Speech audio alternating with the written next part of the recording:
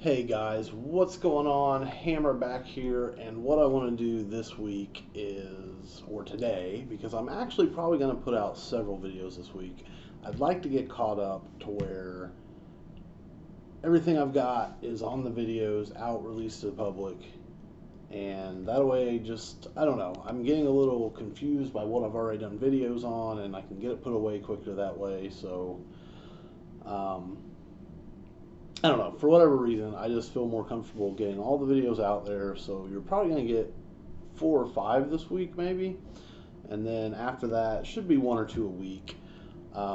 This video, what I want to do is um, talk about my 5 favorite films I watched this month. I want to be clear, this is not best films. I'm not saying that the other films I watched this month, they're not better films, objectively speaking, or whatever. This is just my 5 favorite and ones that I want to highlight for this video. Um, so let's jump in. First, I will say that this is essentially everything I watched. There's probably a couple that I've sold otherwise and don't have in here, but you got the Hitchcock Collections here. Saboteur and The Trouble with Harry are the films I watched, and let's see. Well, I watched the I Still Know What You Did Last Summer trilogy for the Resurrection of Zombie 7 podcast. I watched all these on Volume 1 of ESPN. This is the ESPN Films Collection, Volume 1.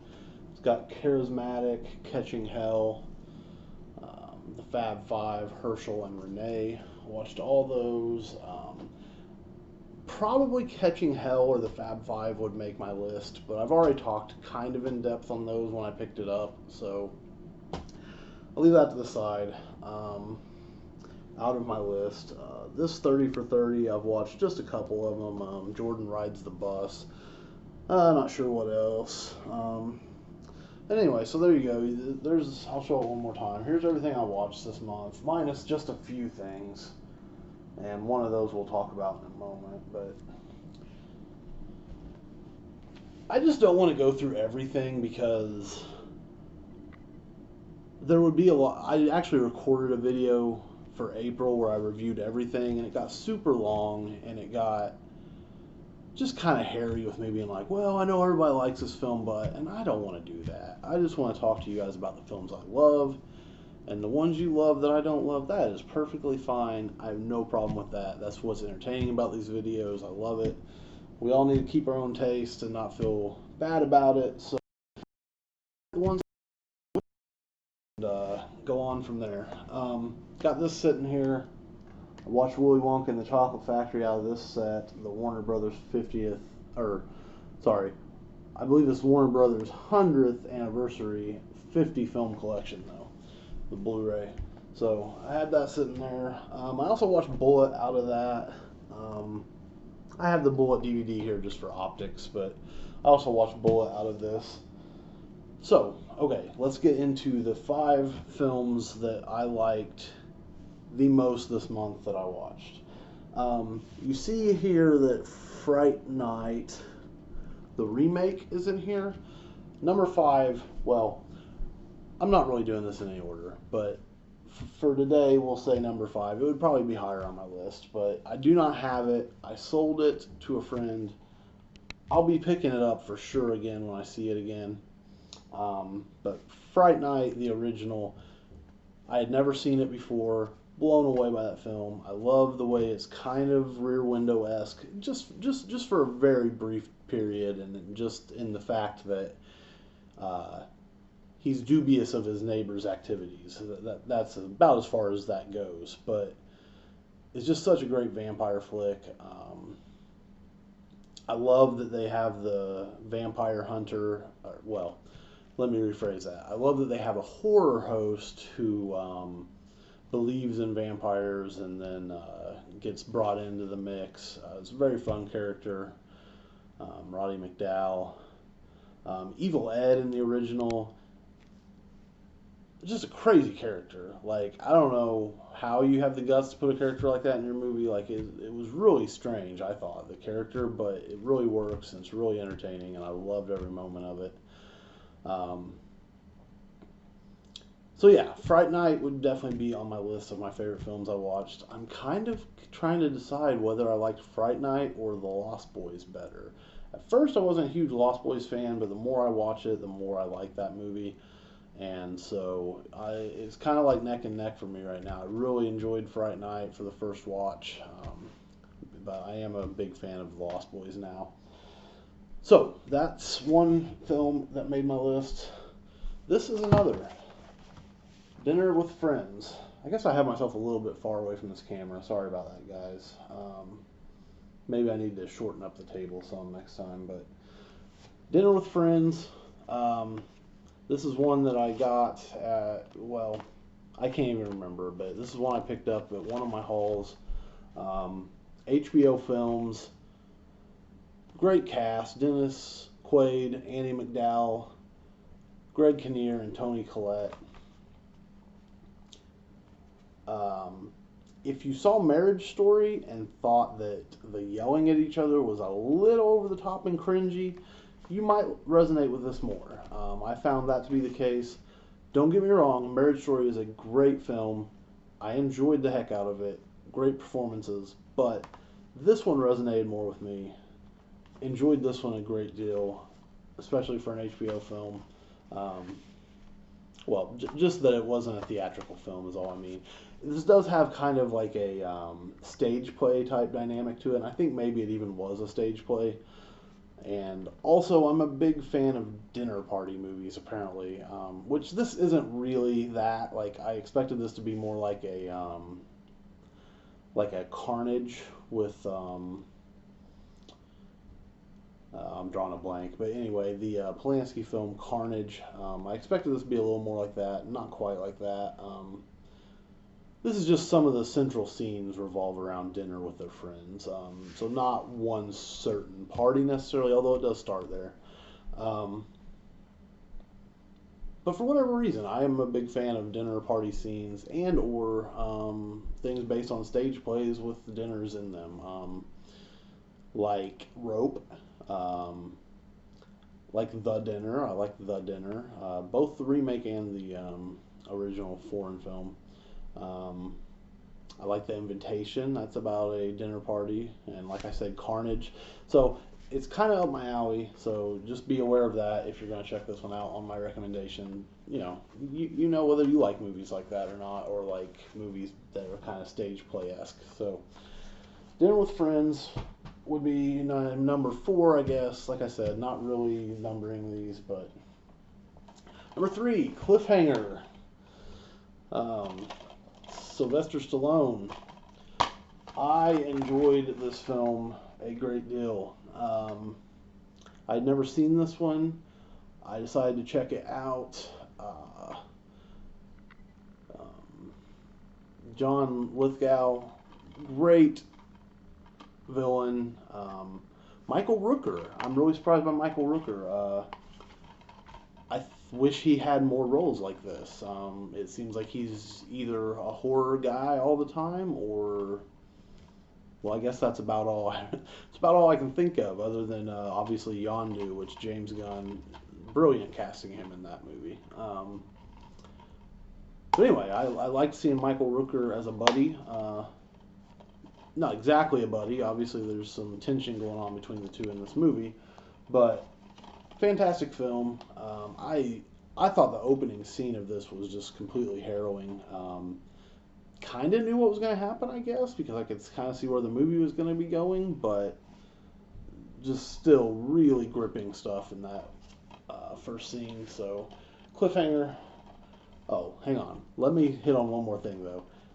This movie goes full-on action, Stallone weird thing, like, in the middle here. Like, he all of a sudden, I mean, this is a pretty serious film, right? Like it's not crazy action movie, although it's a little bit of that. Don't get me wrong, but when he picks up the guy and does like the Ultimate Warrior body press up onto a stalagmite, stalactite, whichever one it is, and pierces the guy's body, that seemed bizarre to me. It seemed a little out of place, but you know, it's a '90s action flick, right? So I'm not gonna nitpick it. I'm just saying that seems strange to me. Um, Number two, To Kill a Mockingbird, Gregory Peck. Got my steelbook here. Fantastic film. I had never seen this. Between this and Roman Holiday with Audrey Hepburn and Gregory Peck that I watched a couple, I think it was in April. Really becoming a Gregory Peck fan. This is totally up my alley too. Anything race relations, I'm usually a big fan of. Like Crash, the movie everybody loves to hate, Best Picture winner. I don't know, guys. I love it. I think it's a great film. I get some of the complaints about it. Like, I can see how it would come across certain ways to certain people, but anyway. I'm a big fan, but we're not talking about that. We're talking about To Kill a Mockingbird. Great trial in this. Good courtroom drama. Just a phenomenal movie. Big fan. And pretty creepy at times. At times this borders on well, I mean, look, it's not a new horror movie, right? But like at times in this, if you were a child and you were watching this, and it would put you in mind of some of the old black and white horror movies, I think. So definitely a fan of this. Robert Duvall at the very end. I don't know if maybe he speaks. I don't know, but very good at the very end. Like I said, Gregory Peck, phenomenal. Become a big fan. So, To Kill a Mockingbird, great stuff. And last and certainly not least, this is probably my favorite movie I watched this month. And it is one that I am happy to talk about because I just don't know if enough people know about this movie. It is Your Name. Not Call Me By Your Name, but Your Name. Not sure if that's picking that up very good. But anyway, Your Name. This is directed by Makoto Shinkai. He does have a new movie coming out, Weathering With You. Also looks great. Definitely, I want to check that out. I almost pre-ordered it. It's just so expensive. It's like $27, I think. I don't know. It's definitely one I want to see, but might hold out for now. I don't know if I showed the back or not. I don't know if you can see any of that anyway, but okay, Your Name. I've been saying it when I don't know. It seems like that Big has come up a couple times in some other YouTubers' videos, and I've been saying when they mention their favorite body swap movies, I've been saying Your Name is mine. These two wake up in each other's bodies. They're not quite sure what's going on, and it flips back and forth. They're in each other's bodies and out of each other's bodies, and so they just kind of live each other's lives, and it progresses from there. I don't want to spoil anything, but this movie, it has that aspect to the body swap. It is my favorite body swap movie. It is one of my favorite animated movies. It hits on some other things too. There's like a bit of a disaster movie in here, and the other one I feel like would be a spoiler, so I'm not gonna go about that one. But you guys, this is just a really brilliant film. It looks fantastic. Like not so much the people, but the skies, the landscape, the architecture. Just beautiful, beautiful film. I love this film so much. If you have not seen this, definitely consider checking it out if you are into this sort of thing. It is for sure a great film, and like I said, I just love to champion this one, and I hope some people will give it a shot. So that is my top 5 favorite films for this month that I watched: Fright Night, To Kill a Mockingbird, Cliffhanger, Dinner with Friends, and Your Name. What were your favorite films that you watched this month? Let me know in the comments. Subscribe and like if you don't mind. I'm always happy to have people share. And tell a friend. We're starting to get there. I think we might get to 50 subscribers tonight. So I mean, that's not, we're not tearing it up, but every little bit helps, and we'll be 100 before we know it. And then I've heard things roll a little quicker once you get there. So I really appreciate you guys watching, especially if you made it here to the very end. I thought I'd just tell you really quick what I'm doing. I know some of you have probably seen my Instagram. And so you've seen this guy, you've seen this here, and this here,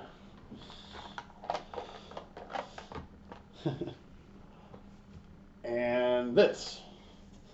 So this is what I'm calling my movie lottery, and I am using the bingo machine here. So you got 1 to 75, numbers 1 to 75. And then I have my list of movies here.